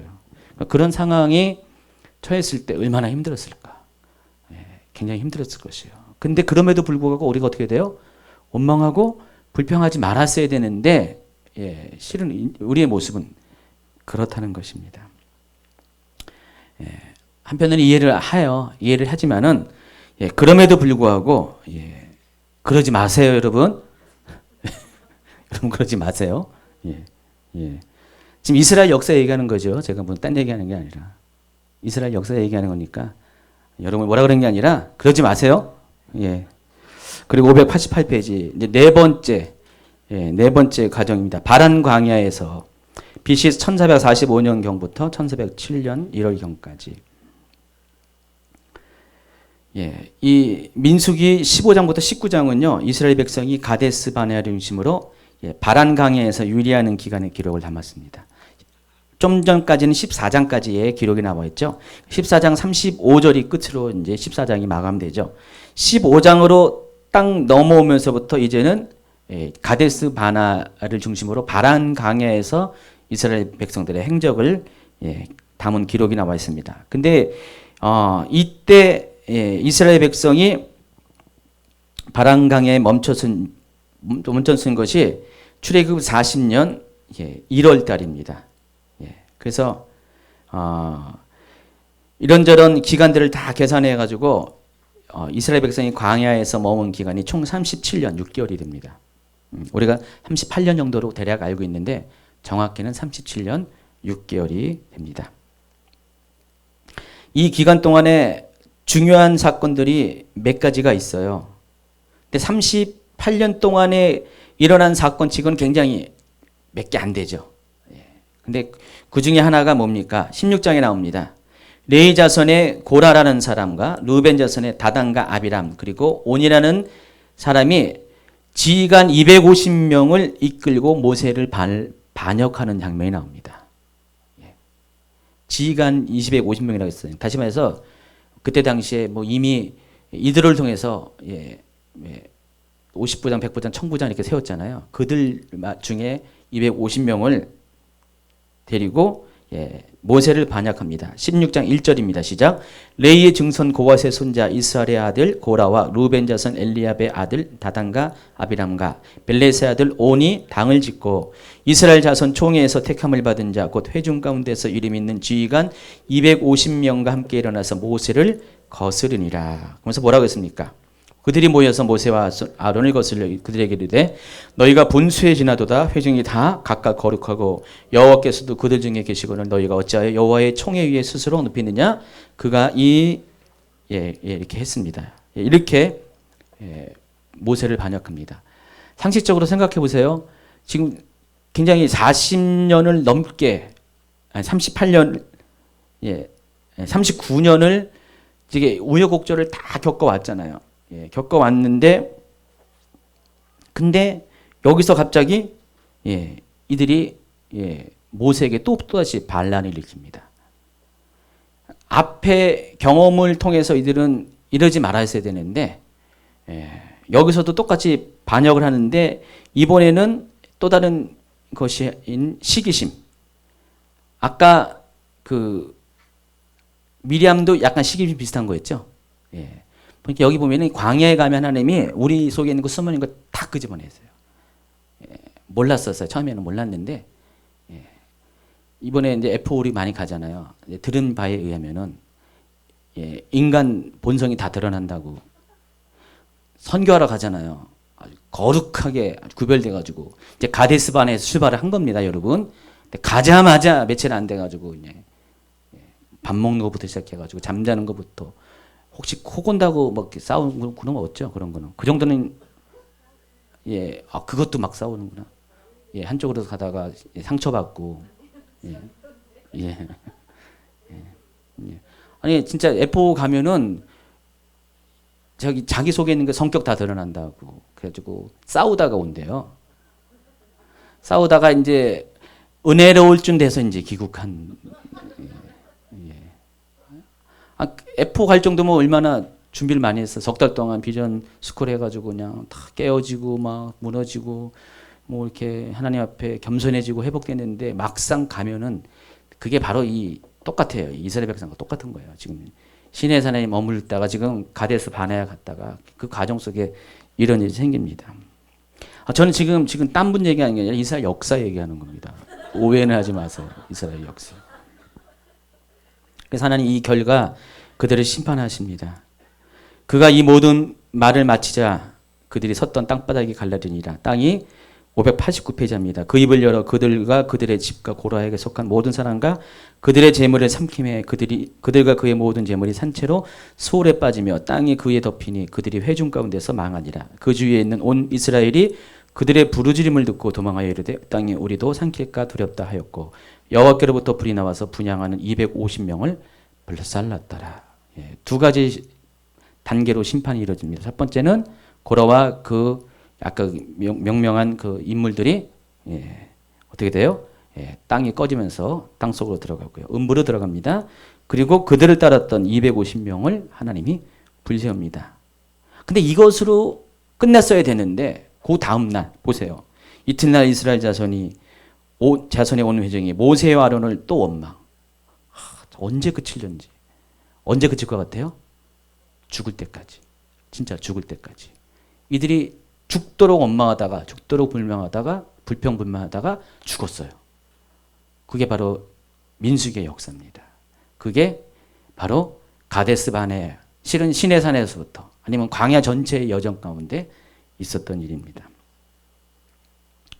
그래서 그 다음 날 모세와 아론을 원망했습니다. 그래서 너희가 여호와의 백성을 죽였도다. 뭐 때문에 어제 있었던 그 고라와 그 일당들에 관련된 것으로. 그래서 42절에 보니까 이런 표현이 있어요. 회중이 모여 모세와 아론을 칠 때 뭘 친다 하십니까? 때렸다는 것입니다. 상식적으로 납득이 한 거잖아요. 이 정도 되면은 이 사람들은 악에 바칠 만큼 바친 거예요. 이제 앞뒤 안 가리는 거예요. 이제 볼 때까지 다 왔어요. 여러분 같으면 살려둘 것 같아요. 갱신이 불가능한데. 그래서 하나님이 이들을 여기까지 이렇게 인도하실 때 보면은 저는 이제 이 부분을 연구하면서 미처 이렇게 물론 대충 알았는데 아주 확실하게 깨닫게 된 게 와 이게 진짜 신의 산에서 여기까지 과정들이 어떻게 한결같이 이렇게 불평불만이고 원망이고 시기 질투고 그리고 불신인지를 새삼 예전에 미처 몰랐죠. 여러분 예전에 미처 몰랐죠. 오늘 이스라엘 역사를 하니까 배웠죠. 성경 공부할 때 몰랐죠. 그렇죠. 이스라엘 역사를 하니까 이제 알았죠. 그래요. 저도 이제 이스라엘 역사를 하니까 이제 알겠어. 이게 이 시간 순서를 쭉 보니까 다 한결같이 다 100% 이런 사건들이었었어요. 그래서 하나님이 연병을 보내어서 14,700명을 죽게 합니다. 항상 하나님은 달랠 땐 달래시고요. 항상 대가는 반드시 치르게 하세요. 민수기 33장에는 이 기간 동안의 행적이 자세히 기록되어 있습니다. 33장에 보면은요. 33장 1절에는 이렇게 합니다. 모세와 아론의 인도로 대오를 갖추어 애굽을 떠난 이스라엘 자손들의 노정은 이러하니라. 모세가 여호와의 명령대로 그 노정을 따라 그들의 행진한 것을 기록하였으니 그들이 행진한 대로의 노정은 이러하니라 하면서 3절부터 그들이 첫째 달 15째 날에 그러니까 BC 1446년 며칠이요? 1월 15일 날에 람세스를 떠났으니 곧 6월절 다음 날이다. 6월절은 1월 14일이었죠. 그래서 그때부터 따지는 것이 5절부터 이스라엘 자손이 람셋을 떠나 숫곳에 진을 치고 6절은 숫곳을 떠나 광야 끝 에담에 진을 치고 또 믹돌 앞에 진을 치고 마라에 진을 치고 또 엘림을 떠나 홍해가에 진을 치고 신강에 진을 치고 다 보면은 진을 쳤다. 민수기 33장은요. 진친 얘기밖에 없어요. 지명하고 진친 얘기. 모두 몇 번의 진을 쳤나 한번 세어보세요. 빨리 세웠죠? 38번입니다. 38번의 진을 칩니다. 그러니까 40년 동안 진을 친 기록이 나와 있어요. 그리고 정확하게 그들이 어디서 어떤 여정을 가지고 돌아다녔다는 것들이 민수기 33장에는 정확하게 나와 있어요. 여기는 우리에게 알려진 이름도 있고 미처 우리가 알지 못하는 이름도 지명도 있습니다. 그러나 많은 대부분의 지명들은 알려진 이름입니다. 그런데 지금 여기서 읽어드리는 18절부터 36절까지는요. 이스라엘 백성이 그 37년 6개월 동안 그 무의미한 시간, 방랑의 시간 동안에 거쳐갔던 그 노정들을 기록한 것이에요. 여기는 18번의 진을 쳤다는 기록이 나와 있습니다. 근데 이 이름들은 뭐 다른 성경에도 이 지명들이 좀 나와 있는 것도 있지만은 대부분 의미가 없는 지명들이죠. 예. 그만큼 이 시간들은 의미가 없습니다. 590페이지까지 넘어갔습니다. 자, 이 지명들은 다 어디에 있냐면은 바란 광야에 다 있습니다. 589페이지 보면은 이게 맨 밑에 그 그림에 보면은 원으로 계속 삥삥 돈다는 느낌으로 이렇게 표시라는 게 여기서 37년 6개월을 계속 삥삥 돌다가 온 거예요. 그리고 37년 6개월이 지나고 1407년 경에 드디어 이들이 어디에 도착합니까? 다시 가데스 바네아에 도착합니다. 그게 이제 20장부터 기록이 쭉 나옵니다. 20장부터는 이제는 이제 시간을 뛰어넘어 가지고 37년 6개월을 시간을 뛰어넘어서 마지막 또 한 번의 가데스 바네아에서 이스라엘 백성이 이제 가나안 땅으로 들어가기 위해서 38년 전에 그래했던 것처럼 이제 베이스 캠프를 치고 여기서 준비하는 작업이 나옵니다. 근데 이때부터 중요한 것은 죽습니다. 사람이 죽습니다. 출애굽 1세대가 죽기 시작해요. 첫 절부터 누가 죽습니까? 미리암이 죽습니다. 미리암이 죽습니다. 제일 누나이기도 하고요. 뒤에 나면은 이제 아론이 죽고요. 그리고 맨 마지막에 신명기서에 보면은 모세가 죽고 모세를 끝으로 이제는 광야 시대가 종결됩니다. 근데 여기서도 또다시 원망합니다. 자칭은 죽을 수밖에 없어, 이 사람들은요. 민수기 20장 2절, 이제 이미 38년이 지났는데, 민수기 20장 2절, 회중이 물이 없으므로 모세와 아론에게 모여드니라. 백성이 모세와 다투 말하되 이르되 우리 형제들이 여호와 앞에서 죽을 때도 오히려도 죽었더라면 좋을 뻔했더라. 너희가 어찌하여 여호와의 회중을 이 광야로 인도하여 우리와 우리 짐승이 다 여기서 죽게 하느냐? 너희가 어찌하여 우리를 애굽에서 나오게 하며 이 나쁜 곳으로 인도하였느냐? 이곳에는 파종할 곳이 없고 무화과도 없고 포도도 없고 석류도 없고 마실 물도 없더라.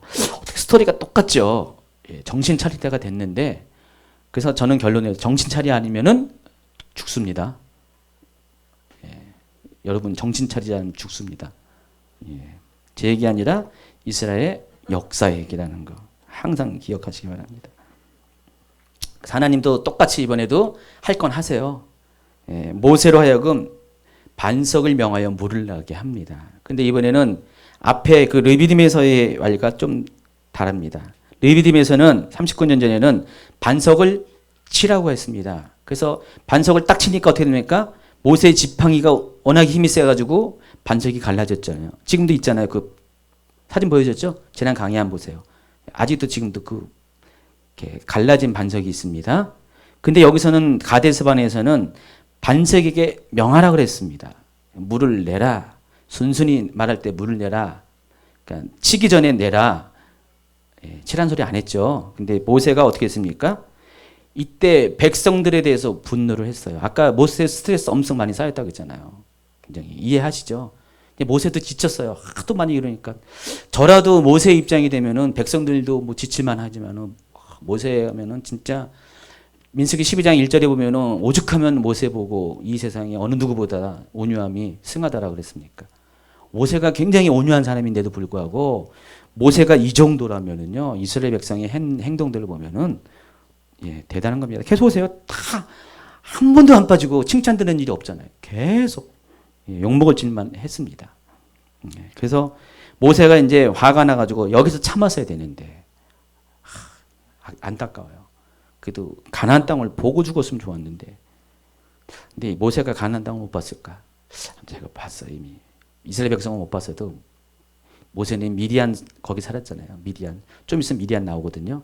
미디안이 가나안 땅 바로 옆이기 때문에 모세는 거기도 왔다 갔다 했을 것 같아요. 그래서 계속 여한은 없을 것 같아요. 제 생각이 그런 거고요. 어쨌든 모세가 여기서 이 일로 인해서 결정적으로 약속의 땅에 들어가지 못합니다. 그런데 이곳 지명 이름도 물이 말하는 이 지명 이름이 뭐라고요? 다툼이란 뜻이에요. 하나님과의 이 다투는 과정 속에서 지어진 이름입니다. 참 이 지명들이 좋은 이름이 아니에요. 다 오명들이죠. 안 좋은 추억들입니다. 그리고 에돔 땅을 통과합니다. 민수기 20장 14절부터 21절에 보면은 원래는 보시면은 그림에 보면은 왼쪽에 가데스 바네아에서부터 시작해가지고 원래 어떻게 됩니까? 이 동서로 관통해가지고요. 동쪽으로 가가지고 그 밑에 보면은 왕의대로라고 있습니다. 왕의대로. 여러분 나중에 이제 제가 이제 성경 훈련학교에서 이제 가르쳐 줄 건데 이스라엘 그 팔레스타인에는 중요한 세 가지 길이 있어요. 그 중에 바로 이 여매를 중심으로 오른쪽에 왕의대로라고 아주 전통적인 옛날부터 다녔던 오래된 길이 있습니다. 성경에 나와 있습니다. 20장 17절에 보세요. 청하건대 우리에게 당신의 땅을 지나가게 하소서. 우리가 밭으로나 포도원으로 지나가지 아니하고 우물물도 마시지 아니하고 왕의 큰 길로만 지나가고. 바로 여기가 이제 왕의 도로입니다.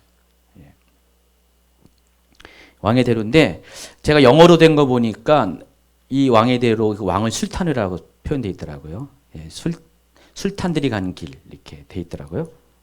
근데 어쨌든 모세는 원래 계획은 바로 그냥 단거리로 이렇게 동진해가지고 왕의 대로를 만나면 보스라는 지역에서 만나가지고 거기서 그냥 왕의 대로 타서 바로 그 여매를 지나서 요단강을 건너는 것이 원래 계획이었는데 어떻게 됐습니까? 에돔 땅 에돔 왕이 허락을 안 합니다. 여기 지역은 현재까지는 에돔의 그런 소속 지형입니다. 그러니까 에돔 땅을 우회해서 바로 경계를 우회해서 새로 난 맨 오른쪽에 그 길로 갑니다. 그 길 따라서 삥 돌아갑니다. 근데 하나님이 에돔을 대하는 것에 대해서 모세에게 당부를 했어요. 뭐라고 했냐면은 싸우지 말라고, 다투지 말라고. 왜 그럴까요? 에돔과 모압은 이때까지만 해도 아직 족보적으로 따진다면은 족보로 따지면은 아브라함부터 이때까지가 얼마나 될까요? 지금 한 500년이 채 안 되는 시기예요. 그래서 롯의 두 아들이로 인해서 생긴 나라가 모함과 에돔이잖아요. 그러니까 형제지간이에요. 형제지간이기 때문에 싸우지 말라 그랬습니다. 그래서 어쨌든 간에 이스라엘은 안 싸우고요. 하나님 말씀을 듣고 에돔을 지나서 그 경계로 따라서 우회해서 돌아갑니다. 요 사이에 아론이 죽습니다. 바로 그 가데스 바네아에서 얼마 안 돼가지고 답변을 기다리는 동안에 호르산에서 죽게 됩니다. 이때가 BC 1407년 5월 1일 경입니다. 123세에 죽습니다. 그리고 나서 그 사이에 또 어디냐면은 이 네게부 지방, 지금 이제 성경엔 네겝이라고 나온 데가 네게부 사막을 말한 것입니다. 이 네게부 사막에 위치한 아랏이라는 그런 도시국가의 왕과 싸워서 거기서 그것을 멸합니다. 그리고 나서 불뱀과 노뱀 사건이 있습니다. 아시죠? 이것도 똑같이 불평불만 하는 그런 것입니다. 특별히 아라바 강에는 지금까지 지나온 그 출애굽의 여정 가운데 가장 메마른 지역입니다. 가장 메마른 지역이기 때문에 이 네게부 사막도 1년에 비가 100에서 200mm밖에 안 오는 굉장히 생존의 그런 경계에 있는 지역입니다. 그 근처에 있기 때문에 여기서 불평을 쏟아놓고 하나님은 불평하는 사람들에게 어떻게 됩니까? 불배불문이어서 죽게 합니다. 그런데 그들을 치유하기 위해서 노뱀을 만들어서 장대에 달고 있으면은 보는 자마다 치유받는 일이 있게 됩니다.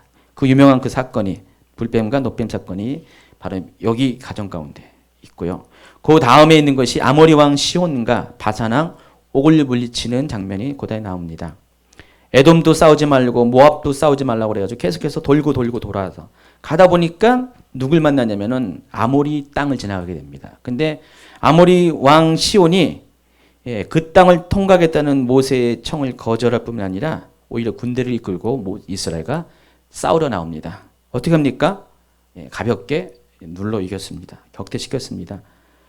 그랬더니 바로 북쪽에 있는 바산이라는 도시국가에서 옥이라는 사람이 왕이 이 아모리 왕을 도와주러 또 동반 출정하다가 또 이때도 모세가 아주 가볍게 이들을 이깁니다. 근데 그 결과 어떻게 됩니까? 원래 생각하지 못했던 요단 동편의 땅들이 이스라엘 수중에 넘어옵니다. 원래 하나님의 계획은 어떻게 되죠? 요단 서쪽의 가나안 땅만 주시기로 했는데 원래 이 땅은 원래 계획이 없었던 것이었어요. 근데 하나님이 이스라엘 백성들에게 이렇게 보너스를 주신 것 같아요. 그래서 나중에 민수기 32장에 보면은 루벤 지파와 갓 지파 그리고 므낫세 지파 중에서 절반의 지파가 그 땅을 기업으로 분배받게 됩니다. 이것도 이제 32장에 나와 있고요. 민수기라는 역사책에 나와 있다는 것입니다. 그 내용들이 593페이지에 보면은 그림에 쫙 나와 있어요. 참조하시고요. 그리고 이제 그 다음번에 사건이 그 유명한 모아방 발람과 선지자 발람의 사건이 나옵니다.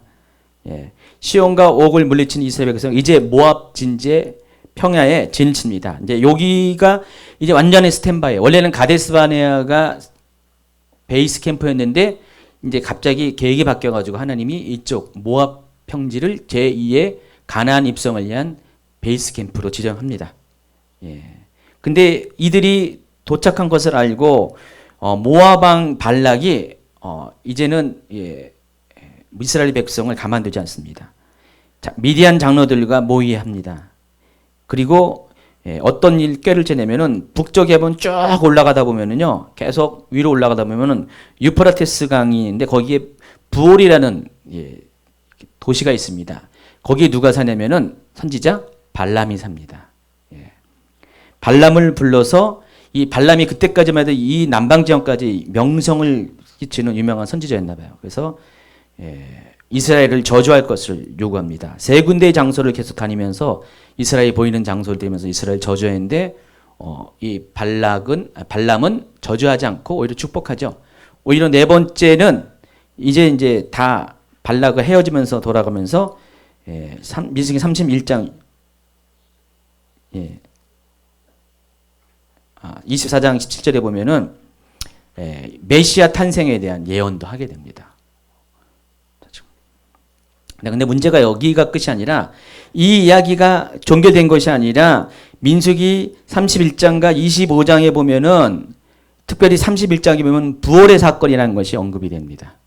한번 읽어볼까요? 보라 이들이 발람의 꾀를 따라 이스라엘 자손을 부활의 사건에서 여호와 앞에 범죄하게 하여 여호와의 회중 가운데 연병이 일어나게 하였느니라. 이 부활의 사건의 내용이 민수기 25장에 나와 있습니다. 그게 뭡니까? 바로 모압 여인들과 그 이스라엘 백성이 음행하도록 하고요. 또 한 가지는 이스라엘 사람들로 하여금 바알 부올에게 가담하게 했다. 우상 숭배를 합니다. 여기 바로 음행과 우상 숭배가 나옵니다. 하나님이 가장 싫어하는 것 중에 네 가지가 있죠. 고린도서 10장에 보면은 이스라엘이 광야에서 죽을 수밖에 없는 네 가지 이유. 첫째 뭡니까? 원망. 또 뭐였습니까? 시험. 그리고 또 우상 숭배, 음행입니다.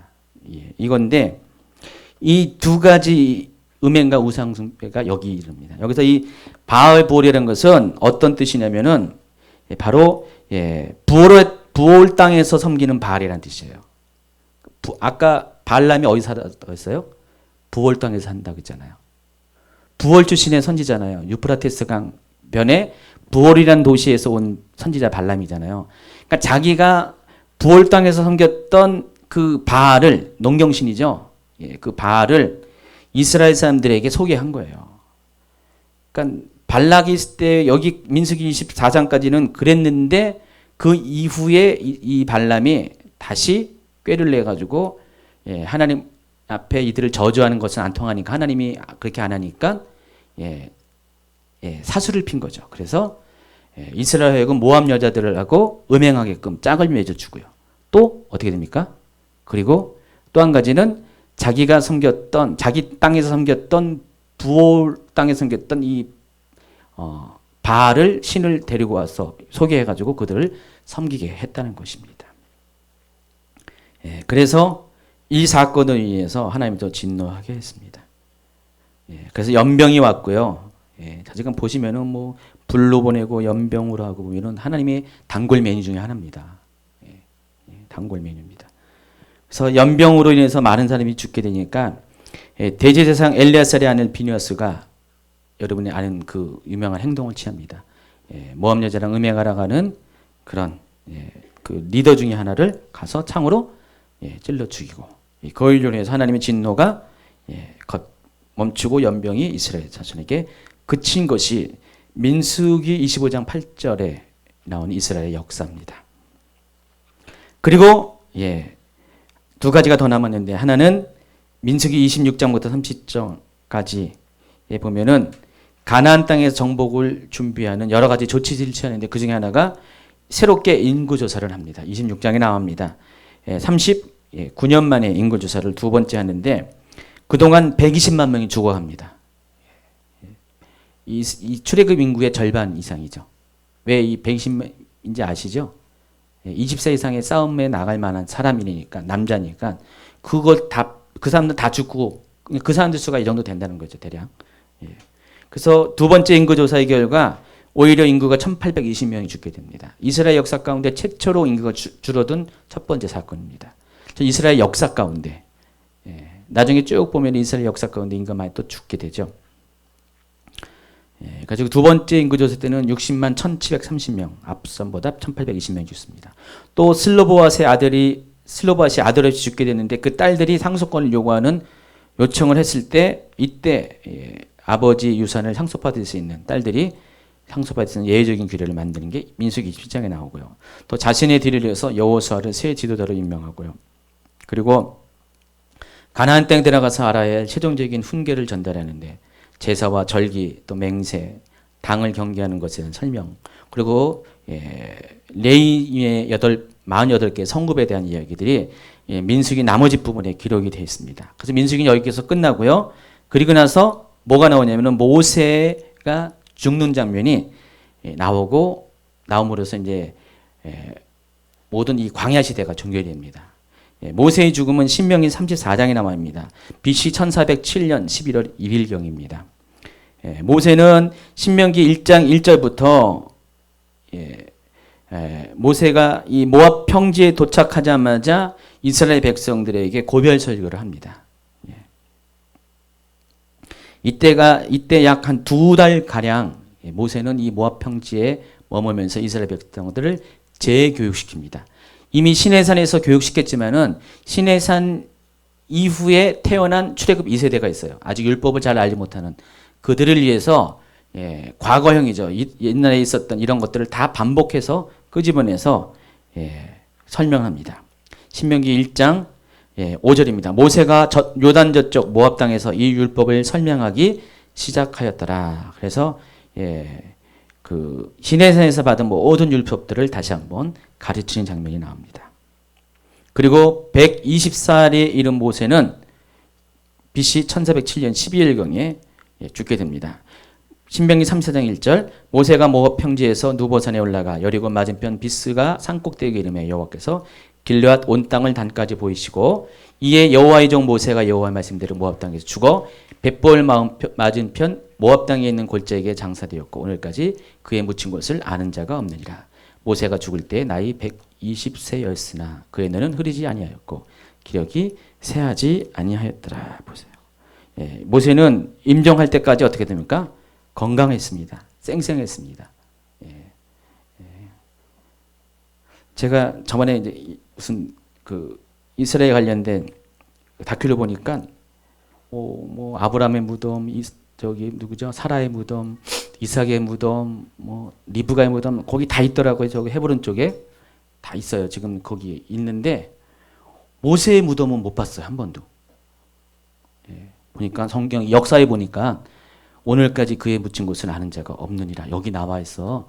그런 거였어요. 역사 얘기하는 거예요 지금. 모세가 자주간 죽고 신명기에서는 끝나고, 그리고 이스라엘의 역사 가운데 광야 시대는 종결합니다. 그게 이제 표로 그린 것이 이렇게 나와 있습니다. 그리고 맨 처음에 크게 보였던 지도도 바로 그것을 반영하는 것이에요. 여러분 이거 보시면은 처음에는 이 지도에 대해서 100% 이해 못했지만은 이제 이해가 되죠. 그래서 이 모세오경은 성경책이면서도 불구하고 역사책이에요. 우리가 이스라엘 역사의 고대사를 알기 위해서는 그래서 성경을 볼 수밖에 없고요.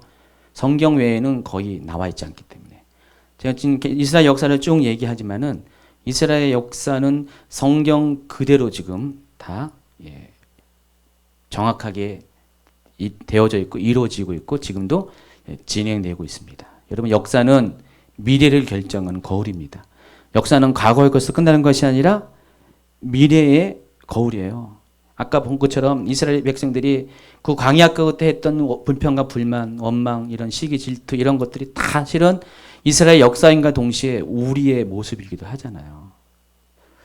하나님이 나중에 우리가 정말 하나님 앞에 서게 되는 마지막 타임 가운데 이런 것들을 역사를 반복하듯이 우리 삶 가운데 하나님과의 관계들을 이렇게 우리에게 점검하게 합니다. 우리가 7대 교회를 통해서 하나님과 우리의 관계, 마지막 때 교회의 모습들을 점검한 것처럼 오늘 여기를 통해서 저와 여러분을 점검하기 바랍니다. 아까 강아지 얘기했잖아요. 여러분 고기 달라고 백성들이 막 이렇게 밤새도록 한 것처럼 여러분 하나님 앞에 그 정도로 끈기가 있다면은요 정말 하나님 앞에 정말 여러분 삶에 대해서 하나님 또 관계에 대해서 친밀감에 대해서 한번 오늘 밤에도 하나님 고기 말고 하나님 만나주세요. 임해주세요. 오늘 얼굴을 보여주세요라고 긁어대기 바랍니다.